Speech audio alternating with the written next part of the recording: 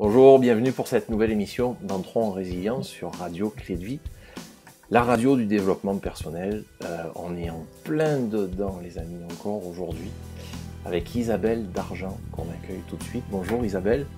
Bonjour. Bonsoir, Bonjour. je devrais dire, puisque au moment où on C'est le enregistre, soir. ouais, on a un petit 6 heures de décalage entre, Ouais, c'est ça, entre, exactement. entre vous et moi. Les amis, Isabelle Dargent, qui a vraiment un joli prénom, mais un joli nom aussi, à 24 ans, donc il n'y a pas très longtemps de ça, il est arrivé à l'accident de la route qu'on est amené à vivre un petit peu tous. On espère le moins souvent possible. Sauf que, à la suite de cet accident-là, elle s'est retrouvée tétraplégique. Pleurez pas tout de suite, parce que vous allez voir à quelle vitesse et de quelle manière elle a évolué depuis. Vous aviez 24 ans, puis vous vous définissiez, on va rentrer tout de suite dans le vif du sujet, avant cet accident en tout cas, comme une femme ordinaire. Puis ça, moi j'ai accroché là-dessus. Qu'est-ce que c'est une femme ordinaire à 24 ans quand tout va bien, puis qu'on n'a pas d'accident, puis que... C'est quoi pour vous une femme ordinaire? C'est Madame Tout le Monde, hein. C'est Madame Tout le Monde qui va travailler tous les jours, qui a son petit copain, qui est en train d'essayer de faire des projets de vie. C'est Madame Tout le Monde en fait. C'est tout le monde se reconnaît en fait dans mon histoire, puisque, sauf qu'ils sont pas tétraplégiques, mais tout le monde se reconnaît dans mon histoire parce que on a tous une vie plus ou moins commune, mis à part ceux qui ont des vies extraordinaires, mais d'aller travailler le matin, de rentrer le soir, d'avoir ses activités, d'avoir son conjoint, et voilà quoi. Ça, et ce petit accent qu'on entend avec le débit qui est très français, très vite, puis je plaide coupable, il est de quelle région? Toulouse. Toulouse. Midi-Pyrénées, le sud de la France, sud-ouest pour ceux qui connaissent. On est dans le sud-ouest. Coucou à ma famille du sud-ouest, on parle au passage. Est-ce qu'à 24 ans, ou en tout cas jusqu'à cet accident, la vie comme tout le monde, vous avez conscience de ce privilège quelque part, que tout va bien? Est-ce qu'on s'en rend compte de ces privilèges-là? Pas du tout. Pas du tout, et c'est le problème. J'étais tout le temps en train de faire des crises à mon copain, vraiment une jeune fille banale. Hein. On fait tout ça. Donc du coup, non, je m'en rendais pas du tout compte. J'allais voir une psy d'ailleurs à l'époque. J'allais voir une psychanalyste. Et depuis, j'ai arrêté d'ailleurs. Parce que ça va mieux. C'est ça qui est dingue. Mais non, voilà, on s'en rend pas du tout compte. Et c'est justement mon message, un de mes messages, parce qu'ils sont nombreux. C'est vraiment de faire comprendre aux gens que on a tous un handicap. Moi, ils se voient. Malheureusement, ils se voient plus. Mais je pense que c'est encore plus grave quand ils se voient pas. Parce qu'il y a des gens, en fait, on se rend pas compte qu'ils ont des souffrances à l'intérieur, qu'ils ont des choses, des maladies qui ne se voient pas. Et que du coup, voilà, il faut profiter quand on n'a rien de tout ça, quand on n'a pas de maladie, quand on n'a pas de trop grosses souffrances, en fait. Il faut profiter de ces moments-là. Vous savez, c'est quand on a un aft. Je sais pas si ça vous est déjà arrivé. Moi, quand j'ai un aft, à chaque fois, je dis, j'en ai marre. Et quand j'en ai pas, je me dis, apprécie, t'as pas d'aft en ce moment. Alors donc, là, ça y est, je commence à sortir le dictionnaire franco-québécois, canadien. Les aftes, oui, les feux sauvages, ça... Il y a des mots comme ça qui changent d'un côté et de l'autre de l'Atlantique. Avoir une pierre, vous savez, calcule l'oreille interne, là. Ici, on appelle ça une labyrinthite. Ah bon?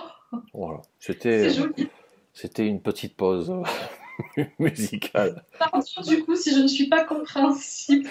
Mais oui, Isabelle, non seulement on vous comprend, mais c'est un message qu'on reçoit, surtout quand ça va bien. Ça veut dire que, dans votre cas, du jour au lendemain, quasiment, vous comprenez que, à part les problèmes, tout va bien, quoi, dans la vie. C'est ça? C'est ça, c'est juste... c'est pas que j'apprécie, parce qu'effectivement, c'est plus compliqué d'être handicapé que d'être valide. Et c'est en ça que je regrette de ne plus l'être. Parce que quand on a vécu les deux, c'est plus difficile. Mais donc je dis pas, bon, c'est super, maintenant je suis handicapée, et voilà, j'apprécie la vie, c'est pas ça. C'est juste que j'apprécie davantage les bons moments, en fait, contrairement à avant. Si on s'arrête brièvement, avant, après l'accident, au moment, on vous dit quoi à l'époque au niveau du système médical quand on vous livre le constat en fait des traumatismes suite à l'accident? Alors moi au départ je ne savais pas ce que c'était la tétraplégie. Donc en fait quand j'étais dans la voiture j'étais consciente et j'ai vu que je pouvais plus trop bouger mes bras, en fait juste les épaules et que j'avais compris que mes jambes en tout cas c'était foutu. En fait j'ai cru que j'étais paraplégique et que je m'étais cassé les bras. Donc c'est pour dire comme c'est mal connu en fait la tétraplégie. Et en fait la tétraplégie c'est les 4 membres en fait qui sont touchés au lieu de juste le bas. Et en fait moi quand je suis arrivée à l'hôpital donc j'ai pas été surprise d'être handicapée parce que j'avais compris quand j'étais dans la voiture que je ne pourrais plus bouger et que voilà c'est pas génial quoi. Et en fait on m'a annoncé qu'effectivement ben, j'allais être tétraplégique, que c'était certainement définitif parce que ça l'était très souvent. Donc du coup que c'était définitif et que voilà que ma moelle n'était pas sectionnée certes, mais que ça allait durer toute ma vie et que je pouvais arrêter d'être danseuse, que je pourrais plus jamais chanter non plus parce que j'étais danseuse et je me disais que tu vas pas danser toute ta vie, tu vas devenir chanteuse. J'aimais bien chanter, donc on m'a dit ça c'est mort avec la trachéo. Plus possible. J'ai une capacité pulmonaire qui est réduite à 70%. Donc c'est pareil pour le souffle. Ça veut dire que quand on parle de tétraplégie, on ne parle pas uniquement des 4 membres qui sont touchés. Puisque là, vous parlez du système respiratoire. À partir de là, pour ceux qui me voient, c'est à partir de la poitrine à peu près. Okay. En fait, moi, c'est à partir de la poitrine, ça dépend où se trouve la lésion sur la colonne, en fait, ou sur la colonne. Moi, ma moelle épinière, ça a été touché au niveau des cervicales. Donc vraiment, c'est très très haut. Donc du coup, à partir de là, il n'y a plus rien qui est censé fonctionner. Parce que chez ça, il n'y a plus rien qui fonctionne. Je bouge mon bras. Donc ils vont pas comprendre. Oui, mais ça on va y venir. Parce que, donc à partir de là, ça ne fonctionne pas normalement. Ouais. On a beaucoup d'intérêt à vous recevoir aujourd'hui et à entendre votre discours, justement, parce que vous êtes allé au-delà du diagnostic de la tétraplégie. Puis vous avez dit une petite phrase là au milieu, moi qui m'a allumé, comme on dit à Québec, c'est qu'on vous a annoncé que vous ne remarcheriez pas, que vous ne pourriez plus bouger, parce qu'en général, c'était ça. Est-ce qu'au moment où on vous dit ça, on parle de médecin là, hein, puis on n'est pas là pour critiquer le système médical, en tout cas de l'époque, vous vous sentez un numéro parmi tant d'autres? Vous devez subir un diagnostic? Alors, non, le subir, oui, parce que malheureusement, on n'y peut rien. Non, je me sens pas un numéro à cette époque-là, parce que je suis tombée avec une super équipe, donc ils étaient très psychologues. Ça a changé après. Mais sur cette équipe-là, en tout cas, ils étaient très psychologues, donc ils ont essayé de m'expliquer les choses. Voilà, le médecin m'a vraiment dit qu'est-ce qu'il m'avait fait, le chirurgien m'a vraiment dit, expliqué le déroulement de l'opération, que ma moelle n'était pas sectionnée. Donc même lui m'a dit, écoute, ne laisse jamais personne te dire si tu vas remarcher ou pas, parce que même moi, je suis incapable de te le dire et j'ai vu qu'il y avait à l'intérieur, parce que ta moelle n'est pas sectionnée. Sauf que, effectivement, si dans 1 an, rien n'a bougé, tu pourras considérer que c'est définitif et voilà, t'es foutu, quoi. D'accord. Ouais, est-ce que... on parle souvent que ce soit par une blessure, quand on se retrouve avec une incapacité physique. On parle aussi, pas uniquement quand on perd quelqu'un, mais quand on perd une partie de soi, enfin en tout cas du soi d'avant. Le fameux, vous savez, ce qui me fatigue un peu, le fameux processus du deuil. Ouais. Quand est-ce qu'il démarre pour vous là? Parce que vous êtes quand même une extraterrestre, hein, pour moi, excusez-moi de le dire. Alors le truc, c'est que le deuil a commencé. Première invitée d'une autre planète, les amis, aujourd'hui. Non, c'est que le deuil, il a commencé, c'est juste qu'il l'a jamais terminé, en fait. Ouais. C'est juste que la case acceptation, je l'ai pas prise, en fait, je l'ai pas passée. Mais après, effectivement, il y a eu du déni, mais je crois que je suis encore dans le déni, en fait. Non, il y a eu du déni au début, il y a eu de la colère beaucoup, il y a eu beaucoup de tristesse, il y a eu beaucoup... Bon, j'ai tout passé. C'est juste que je pense que c'est mal expliqué, la période de deuil, parce que quand tout le monde me dit on parle d'acceptation, mais toi en fait t'as jamais accepté. Je dis mais c'est ça ma force. Mais n'acceptez jamais des situations qui ne vous vont pas. Pourquoi on accepterait? Le mot est mal trouvé. J'en ai discuté avec un philosophe un jour et qui m'a dit mais parce que c'est pas du tout ça qu'on entend par acceptation. C'est pas résignation qu'on entend par acceptation, et c'est ce qu'entendent les gens. Moi je me suis jamais résignée. Je me suis jamais résignée en fait. Par contre j'ai accepté le fait que le diagnostic était tombé. Je dis ok, très bien, je suis tétraplégique, très bien, je comprends, je l'entends, je l'assimile. Par contre, jamais je ne l'accepterai et jamais je déciderai de laisser tomber. En fait. C'est-à-dire que rapidement, si je comprends bien, là, si on on entend bien, vous êtes sorti du déni, quelque part, en acceptant le fait que ça allait plus être comme avant. C'est ça. Mais d'avoir une étiquette collée sur le front, j'ai 9 chances sur 10 de ne plus marcher, de ne plus bouger, il va falloir que je fasse de telle et telle manière. Ça, vous, c'était hors de question, quoi. C'est ça? Au début, oui, parce que je suis un bon petit soldat. Donc au départ, j'ai beaucoup écouté les médecins parce que ben, on a confiance. Parce qu'un médecin, ils ont quand même fait des études, donc on leur fait confiance. Mais il est arrivé un moment, quand je suis sortie de l'hôpital, je suis allée à un centre de rééducation. Là, je me suis retrouvée face à des médecins qui étaient vachement moins... comment dire? Bon, je le dirai pas. C'était plus difficile de communiquer avec eux. C'était plus dur de discuter avec eux, de communiquer avec eux, parce qu'en fait, ils n'entendaient pas. Quand je leur disais que certains médicaments m'empêchaient d'évoluer, ils me disaient c'est pas possible que ce soit les médicaments. Non, les médicaments c'est bon. Donc, je leur disais mais depuis que je les prends quand même, je perds la mémoire, je suis fatiguée, j'arrive plus à avancer. Et ils me disaient non mais c'est pas possible. Et donc du coup en fait c'est là en fait que j'ai commencé à me poser des questions et à remettre en question l'autorité médicale. Parce que je me rendais compte qu'il y a quelque chose que je sentais dans mon corps qui me disait ça va pas, ça va pas, il y a quelque chose qui va pas. Tu es moins bien qu'avant. Donc après moi je suis assez terre à terre. Je me disais si tu prends un médicament pour aller mieux que finalement tu vas plus mal et qu'il n'y a rien qui s'arrange à côté, je vois pas l'intérêt. Alors c'est bon pour la chimio parce qu'on se dit ok on va moins bien, mais par contre c'est pour arranger quelque chose. Ok. Par contre moi dans mon cas il n'y a rien qui évolue dans le positif quoi. J'ai une question qui me brûle les lèvres là. C'est-à-dire comme faire une avance rapide dans l'émission pour mieux revenir à votre propos, parce que moi je me dois d'être là, vous savez, d'accord, pas d'accord, d'être conciliateur en même temps, puis de brusquer les choses aussi. Mais est-ce qu'en cours de processus, au jour d'aujourd'hui, est-ce que le médical vous a donné raison sur votre démarche, sur vos demandes? Quasiment irréel, quoi, parce que...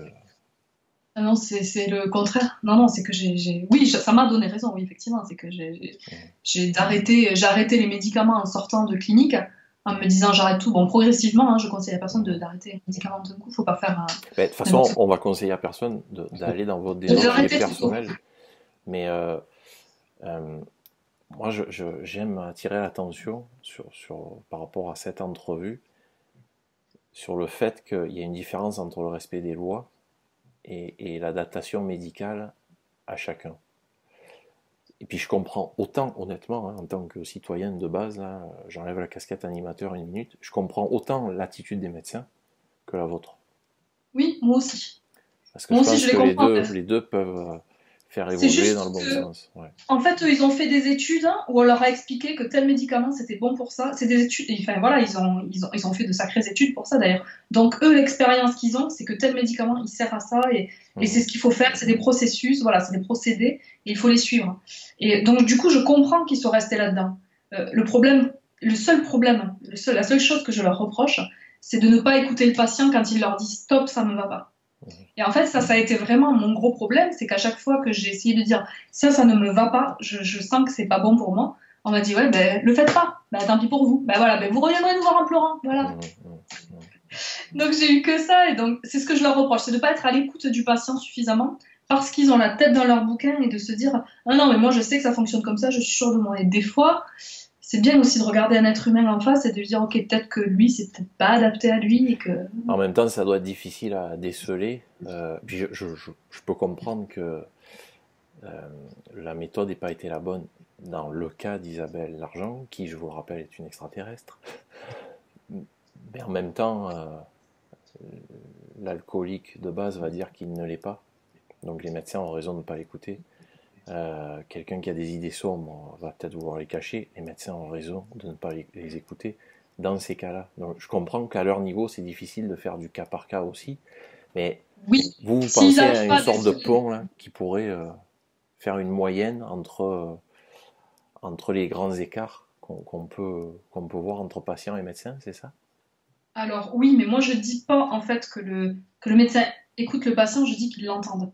C'est-à-dire que le patient n'a pas forcément raison, c'est pas ce que je suis en train de dire, parce que j'aurais pu avoir... Il se trouve qu'à chaque fois j'avais raison, c'est tombé parce que j'ai réussi à m'écouter, à apprendre à m'écouter. Mais j'aurais pu avoir tort à un moment donné. Et effectivement, ils auraient pu mettre en doute ma parole. Ça, je le comprends, parce qu'effectivement, il y a toutes ces personnes qui vont les voir, et il y en a beaucoup qui disent non, celui-là, il est mieux pour moi. Non, c'est pas très bon. Mais par contre, juste de se dire, ok, j'entends ce que vous dites, on va peut-être essayer autre chose, mais vous voyez ce que je veux dire? C'est la différence. C'est juste de dire, ok, j'entends ce que vous dites. Juste ça, ouais. Après, le médecin n'est pas forcément obligé d'écouter, d'aller jusqu'au bout. Après, souvent, ils savent très bien qui ils ont en face, ils arrivent très bien à déceler les gens qui sont censés ou pas. Donc, oui, puis on reste dans la relation humain-humain, quoi. Donc il n'y a pas une machine qui va être à 100% de résultat. C'est ça la différence. Puis encore une fois, c'est là où vous êtes peut-être moins objectif parce que ça vous doit toucher personnellement. Donc oui, il peut y avoir de la colère envers ce système-là, mais le but, notamment aujourd'hui, rêvons un peu là, c'est de faire évoluer cette relation-là entre patient et thérapeute. C'est mon but. C'est mon but, oui. Parce que nous, les Français, je me mets dedans, on a toujours tendance à passer, puis des fois c'est vrai, il faut qu'on soit honnête avec ça, de livrer les messages un peu bruts de décoffrage. Ouais. C'est pas de la critique pour de la critique, c'est de la critique constructive. Constructive. Puis c'est ça qui m'a vraiment, j'allais dire, charmé dans votre dossier. Je parle du dossier lui-même. Puis force est de constater que quand on vous voit remuer les bras, là, je vais vous livrer un petit truc, là. Je dis à la plupart de mes invités, quand on filme comme ça, essayez de pas trop bouger. Je m'attendais pas à devoir dire ça à une tétraplégique. Mais par grand bonheur, on est ravis de vous voir bouger les bras comme vous le faites. Puis là, j'ai l'impression qu'on a comme perdu... Ouais, c'est ça, ça arrive. Il n'y a qu'un truc qui ne bouge pas pendant notre émission, c'est la webcam par moment. Bon.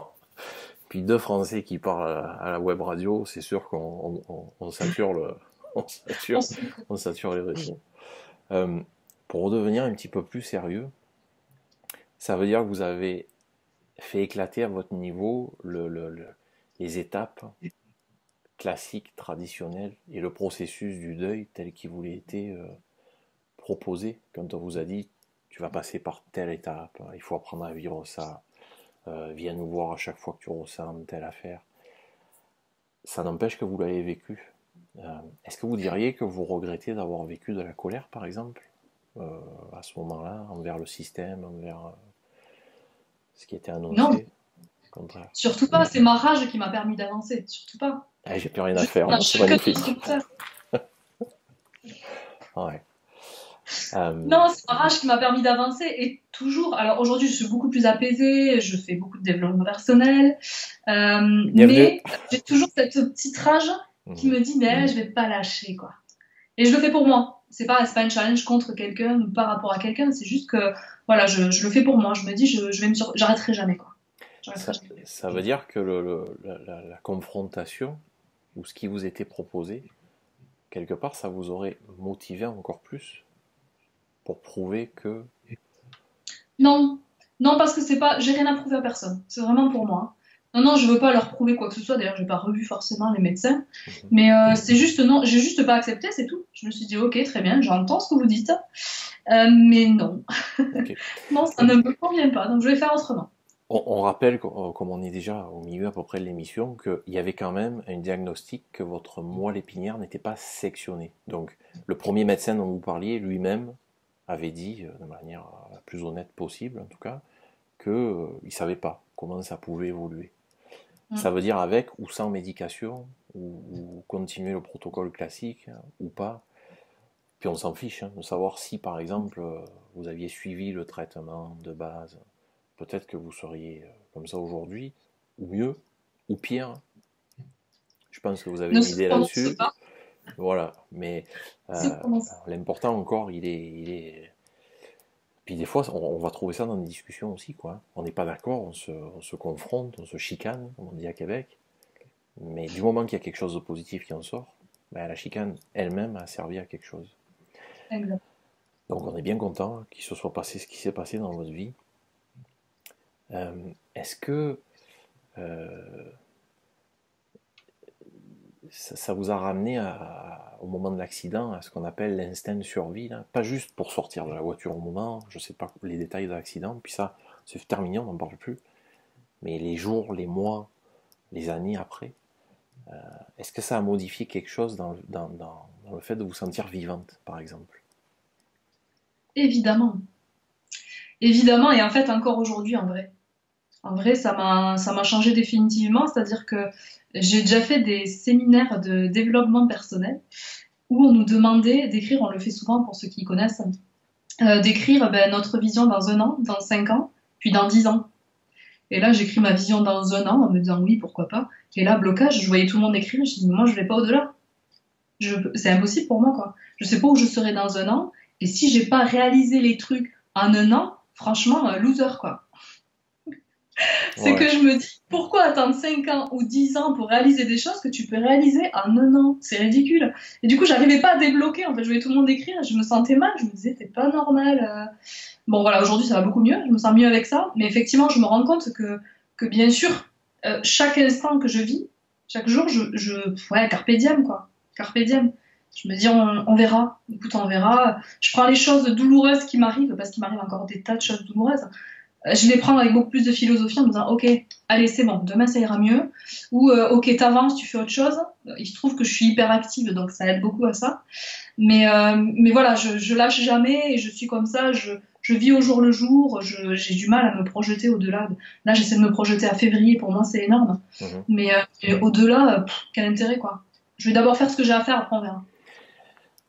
Le fait de parler de carpe diem, hein, ça veut dire profite de l'instant présent. De chaque jour qui passe, on va en profiter juste pour faire un petit rappel. Être résilient, c'est surtout pas être résistant, et c'est encore moins être plus fort que les autres. Peu importe si on s'appuie sur un événement dramatique au travers duquel on a réussi à renaître plus fort, etc. Ça ne veut pas dire être plus fort, c'est justement ce que vous venez d'exprimer.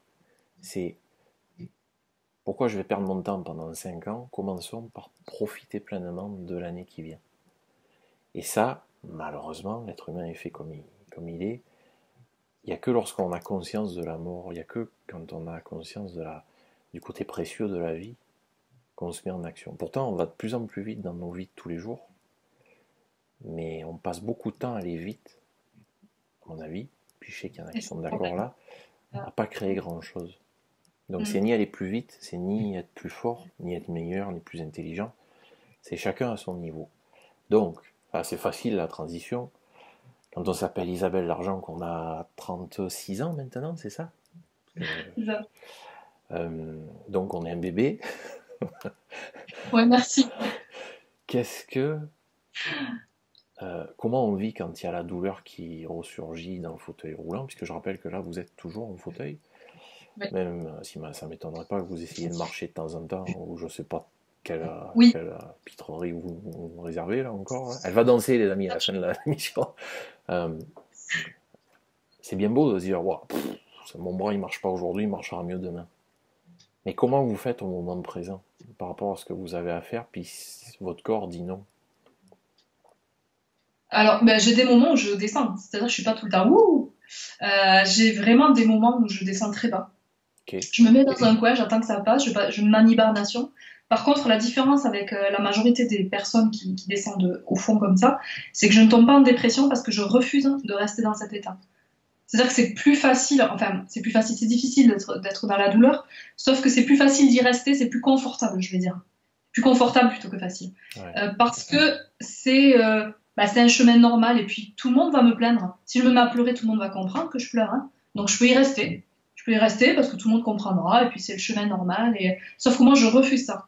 Je dis, ok, je suis mal, ok, pleure, c'est bon. Et écoute, t'es mal, aujourd'hui, c'est une mauvaise journée.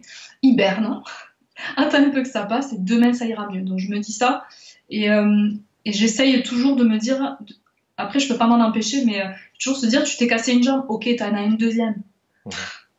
Donc c'est un peu toujours ça. Je me dis, ok, aujourd'hui, ça va pas bien. Mais sache qu'il y a ça, et peut-être que demain, tu le verras autrement.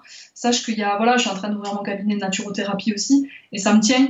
Donc je me dis, il y a plein de choses comme ça qui m'aident ou alors je fais des projets. Mon truc, c'est de faire des projets au court terme, hein, bien sûr, toujours. Là, le plus long, c'est février. J'en ai un pour la semaine prochaine. Voilà, j'essaie mais de toujours rester en action, quoi. Toujours, toujours.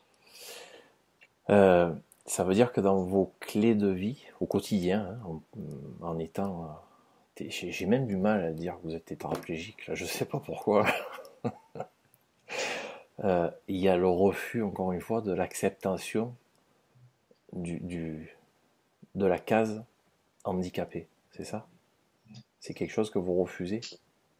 Non, parce que moi, justement, quand on dit ici, on dit personne à mobilité réduite, on n'a pas le droit de dire handicapé. C'est péjoratif. Moi, je trouve ça très hypocrite. Hein. En fait, je suis handicapée, c'est la vie, c'est comme ça, on peut rien y faire. Donc sur le papier, je suis handicapée, sur mon fauteuil, je suis handicapée, mais dans ma tête, je ne le suis pas. Donc en fait, c'est vrai, quand on passe un repas avec moi, mes amis, ils oublient très très vite que je suis handicapée. D'ailleurs, je peux pas couper ma viande et des fois, je galère parce qu'ils oublient que je suis handicapée. Donc ils me coupent pas ma viande. Ouais. Ça m'étonne pas comme nous là, parce que je suis sûr que vous nous écoutez puis vous regardez Isabelle.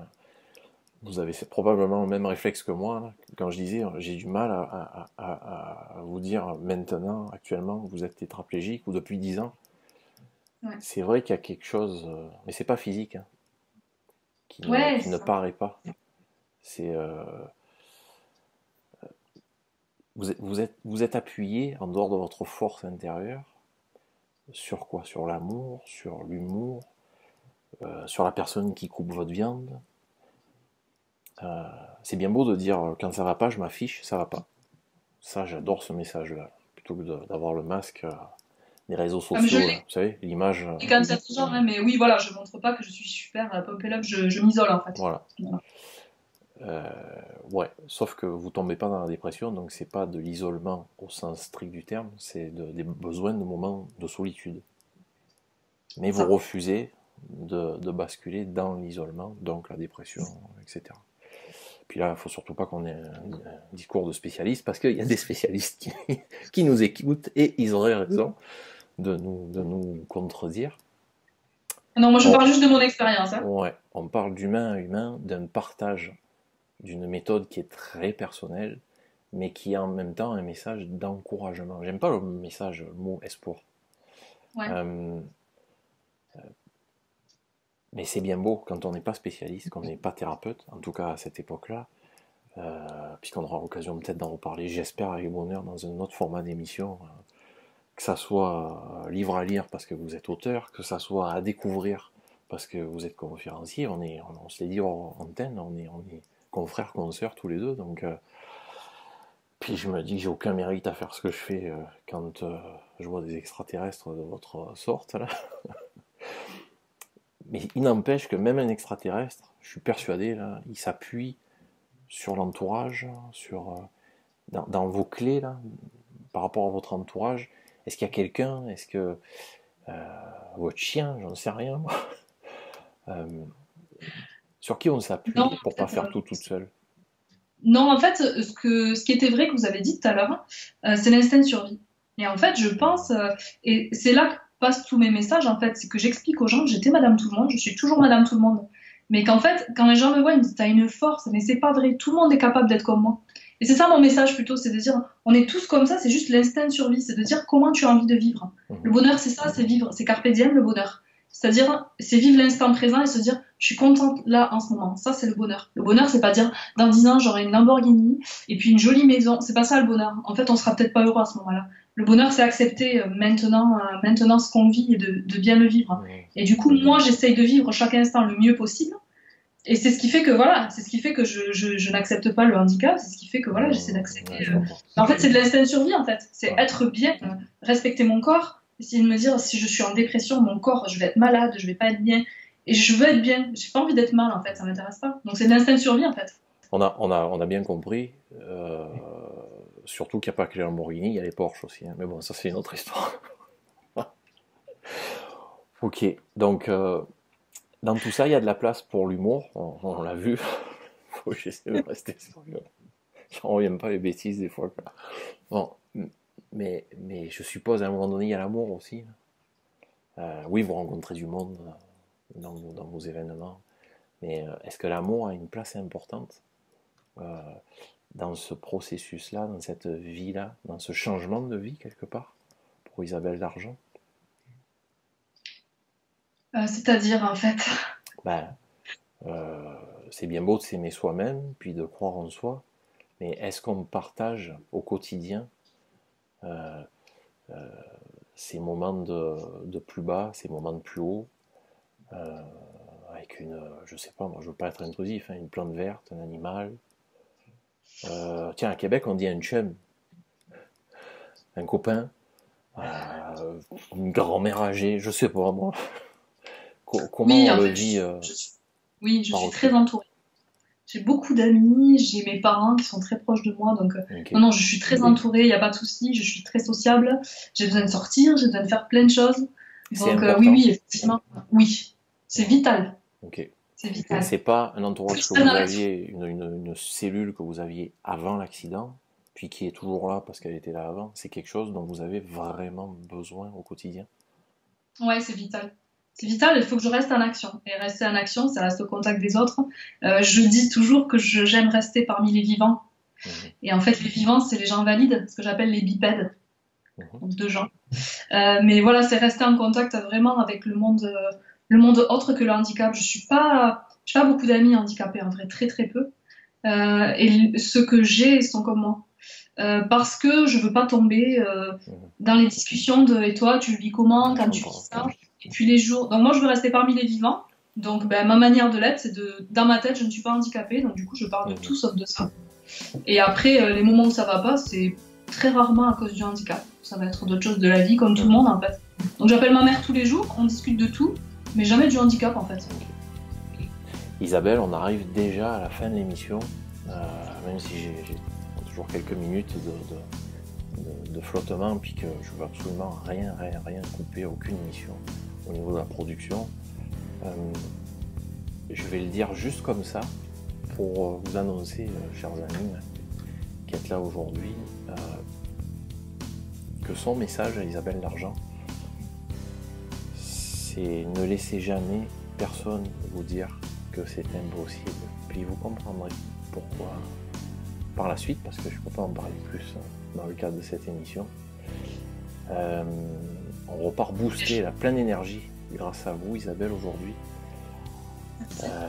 Vous êtes la bienvenue dans tous les formats d'émissions qu'on peut proposer sur Radio Clé de Vie, parce que il y a comme plusieurs facettes à Isabelle Dargent. Chez Isabelle Dargent, merci pour ce premier message, pour cet énorme rayon de soleil. Puis quant à vous, on se retrouve pour une prochaine émission. Merci Isabelle, salut tout le monde. Merci pour votre accueil. Au revoir.